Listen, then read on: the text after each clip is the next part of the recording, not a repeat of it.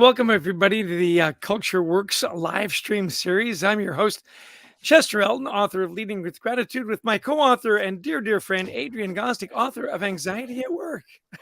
Well, I think we're both authors of both books, but that's okay. Yeah. It's a combo deal. At any rate, as you know, we get together and in this live stream series and we talk about issues in the workplace, how you can make the workplace more engaging, more inviting, more productive, right? And Adrian has a wonderful column in Forbes magazine, and we're going to talk about one of his articles that he wrote recently called "What Can Managers Do About Bare Minimum Monday?" Why don't you give us a rundown? What's Bare Minimum Monday? Yeah. Well, first off, we're finding, especially younger generation coming into the work saying, look, the way that you guys used to work, we're not going to do that. And there's different reasons. One is they prioritize a lot more work-life balance, work-life harmony, as we call it. But also there's a lot of dread that comes into going into work sometimes. We've taught you and I, when we wrote the book Anxiety at Work, we wrote about the statistic 80% of working adults claim they experience some form of Sunday scaries. You ever felt that? Absolutely. And I think a lot of it comes to, what's your relationship with your boss and your coworkers and so on. A lot of it, though, is just that daunting list of things that you've got to get done, right, on Monday. And let's just take a minute and welcome a lot of our viewers that are coming in from Nepal, Sebastian, Shama from Toronto, and we've got India, Sylvia from Arizona. Welcome to our live stream. So glad you had the time to join us. Yeah. So we know that happens, Adrian. So yeah. Well, and one thing too, I think it's a little bit more on the data. It's when I mentioned the article too, account temps found Monday is the least productive day of the week, with employees spending on average about 4 hours of non-work related activities. You talk about the game, you talk about Dancing with the Stars, whatever you like, right? Anything but to do work. You go out to lunch, so there's just so many things that are distracting you on Mondays. And people are saying, look, I'm going to do the minimal amount I can to ease into my week. Yeah, to ease in. By the way, I voted for you on Dancing with the Stars, and I was very upset. I was robbed. Yeah, you were robbed. Yeah. Okay, so you're right. Least productive. We've got all the data. We've got the the people chiming in saying, look, I need to ease into my week. Don't load me up right away. What are some of the solutions? What are some of the things that you can help us out to deal with those Monday blues? You said, the first thing is managers really do play a big role. When we wrote Anxiety at Work, and we interviewed so many people, and especially younger people, who said, I'd kill to have my boss just take a few minutes on Monday to prioritize all I have going on for the week. And managers may say, well, yeah, but I got 10 people that work for me. Well, if you took your Monday to help them, your entire team is going to be a lot more productive. Just taking 15 minutes with each person. Hey, what you got going? Yeah, that can wait till next week if you need. That has to get done. Just really helping people. Bosses think they're being clear. When, you and I go in and work with teams, we find out that they're not really being clear at all. People don't really know what their priorities are. Yeah, and being able to narrow it down to the few, right? We may have 15 things we need to get done. There's 3 things that we absolutely have to get done. That's a great tip for managers as well, right? What are the top priorities? Because if I get the other, 12 done that have no impact and don't get the 3 big things done, I'm not having a productive day either, am I? Exactly. And also to understand what happens when things come in to derail. Look, beginning with your week with, look, I know things are going to come in, those 911s that come in during the week, those are going to happen. So these are the things that could fall off, but you still have to get these things done. Just being realistic with your people instead of, you got to achieve all your goals and I'm going to throw 40 other things at you during the week. Good luck. Yeah. And along that line, you say, by the way, a little bit of levity helps. Yeah. Talk about that. This is and I saw you do this so well when we worked together years ago, back in the 1400s at a organization, and you were very good at this. If you want to get your Monday meetings off to a bang, start with a little bit of levity. Now, clean stuff, right? Yeah, don't play family friendly, as you said in the article. Yeah, don't play something off color. But is there something kind of family friendly that you could, even a couple of minutes of it?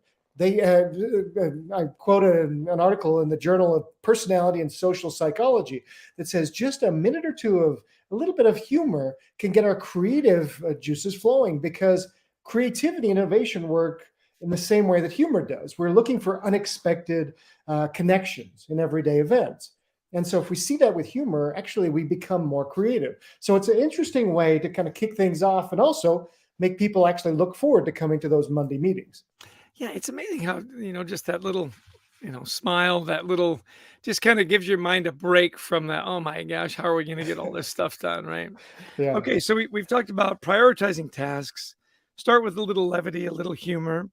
The third one is kind of interesting because you say all this downtime that's not productive, and yet you say, by the way, build in some downtime. Yeah. So Yeah. help me with that.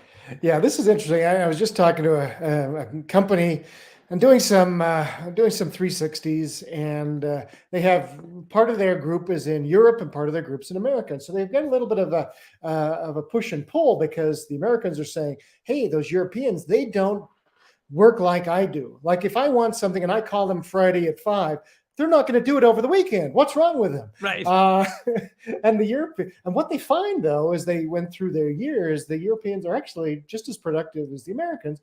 They just have a different way of doing things. And they say, no, no, we're going to use our weekends. We're going to take our breaks. We're going to go to lunch. We're actually going to go out and have a coffee break as well. They actually take their breaks. And this team is just as productive as the American team, working in a very different way. So now that's just one company. What we find, though, the research I quote in the article is that 70% of people are more productive when they do take short breaks during the day. But what do? We just get so narrow minded, we get focused, and our productivity tends to ebb as we go. And so I do quote in there, it was actually a team with Microsoft that I saw that did this. Mondays at 3, everybody would sign up for a different Monday and you would blast out your favorite song and everybody has Right. to stop. Could be country, could be rock, could be, hip hop, whatever it is. And everybody gets up, kind of dances around a little bit. And it not only shows you a little bit about your personality, but also, it just is a fun way to break up a Monday. Yeah. We had a wonderful guest on our podcast recently. I can't remember who we record those so often. She said you really only have about 4 really Yeah. productive hours in a Yeah. day. And if you're gutting it out and gutting it out, you're gutting out kind of unproductive time, right? Yeah. And so this idea of take a little break, get a really good 30, 40, 50 minutes in, take a little break, and do Yeah. the same really does make a difference. I'm a big fan of that, from time to time, just to clear your head, go for a Yeah. walk. Yeah. Just go for a walk, right? Of course, you always wrap up with the positive, right? I mean, what would an article from Adrian Gostick be if it didn't include a little gratitude? And yet, it's really important, especially on those tough days, right? Yeah, exactly. And what great way to start the week. So many of the leaders we work with start the week with gratitude. If they have a team meeting or if they're doing one-on-ones, they're starting with those positives from the week before. I remember Bill Manning, who used to run Real Salt Lake, the Major League Soccer team, and now he's up in Toronto. One of the best sports leaders we've ever met. He runs the behind-the-scenes team, not on the field. And one of the things that he began the week with bringing his team together, and a soccer team's a small team, maybe 60 people, but he'd bring them all together and he would ask people to recognize somebody else. And he had like something great. It was like ticket or a gift certificate to Nordstrom's or something wonderful. And he would actually encourage others to recognize others. So he would pick on John in sales and say, "John, who do you want to recognize?" He says, "I'd like to recognize Aaron in accounting because when I sell a season ticket package, Aaron collects the money, Right. but he does it he's so excited for the person. He never loses the sale. He always collects the money, but he does it in such a way that the person feels like, wow, that was the best decision I've ever made buying these tickets." Yeah. What an interesting way to try and use recognition as a way to, buoy up engagement during, what can be a tough day on a Monday. Yeah, I always thought the genius behind Bill Manning's tradition there was that he made it peer to peer. Yeah. We often think of, okay, be grateful, have a culture of appreciation or gratitude, whatever. We think, oh, it's all on the boss, when it's impossible for the boss to see everything. Yeah. And so tap into that network, the people that are working day to day that know who's really putting in the effort and making a difference. What do you think about, that driving it more to the peer to peer? Yeah, so many organizations that we've studied do this really well, like Zappos, which had, when we went to study them in their Las Vegas warehousing and headquarters, the Right. customer service place, they had, I think it was 7 recognition programs. 6 of them were peer to peer, where they recognized each other. And one of my favorites, and I know it was yours too, was what they called snaps, if you Right. remember. And so they at Zappos, yeah, they instead of calling them huddles, they call them zuddles because they put Z's in front of everything. And so they had the little suggestion box, which usually is collecting dust in most places, but they don't. They actually use it. So if I see Chester on the phone with an angry customer and he turns them around, I put his name in there. And during the zuddle, they have him, for morning and afternoon shift. I tell the story. Hey, Chester did this, and I overheard him, and he just did a great job. And they say, hey, let's give Chester some snaps. And everybody starts snapping their fingers, like, what would you say it was? Like like the coffee shop in the 60s. Yeah, with yeah, the black turtlenecks and the beatniks. Yeah, yeah. Yeah. And it's just great because it's peer to peer, and it costs nothing, right? But it's part of their culture. Right. And SNAPS was an acronym, right? It was super nifty and positive stuff. Positive stuff. I couldn't remember the theme. Yeah, it's so interesting, Adrian. I mean, all this stuff that you're talking about, I'm sure our listeners, whether you're live or watch the recording, I kind of knew that. Yeah. It's always nice to have that reminder. What I love about your articles is, it's a 4-minute read, and yet there's 4 things in here that could really be impactful for your team to remind you of the importance of saying thank you, the importance of taking a break, making sure the priorities are there. And by the way, let's have a little fun along the way. Yeah. So for those of you that aren't following and reading Adrian Gostick, you should follow him on LinkedIn, click on his Forbes articles. They really are just little bites of wisdom that are based in great research and yet very, very practical in their application. So those are the 4 things that you talked about, Adrian. If there's one big takeaway that you wanted people to take away from our conversation today, that one if you only did one thing, what would that one thing be? Well, we always say the one thing, the low-hanging fruit, when we go in, and oftentimes we're asked to come into an organization and they want us to spike employee engagement levels. And we say, okay, well, are you doing the simple things? Are you using gratitude? Well, we're not as good as we should be at that. I was like, okay, well, that's the no-brainer. Oh, sorry about that. No, it's okay. Take it. We can wait. Yeah, listen, it's probably important. Yeah, that's the no-brainer, right? And then secondly, are you helping people understand the vision of the organization? Not just once a year, but are you doing that on a regular basis? So it's gratitude. It's helping people understand the vision of the organization and where they fit in. That's where priorities come in. Are you doing simple things like helping them understand their career development? So there are really simple levers that you can pull to really move the engagement lever as you go forward. But it starts, the easiest one is gratitude. Yeah. Isn't it interesting? I ask my kids every now and again, what do you think your dad actually does for a living? So I tell people that my dad travels the world and reminds people to be kind.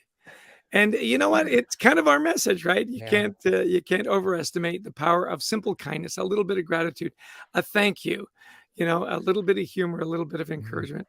Well, that's our story, and we're sticking to it. It's the Culture Works live stream series brought to you by thecultureworks.com. Follow us on LinkedIn. Go to our website, thecultureworks.com. There's all kinds of fun stuff in there.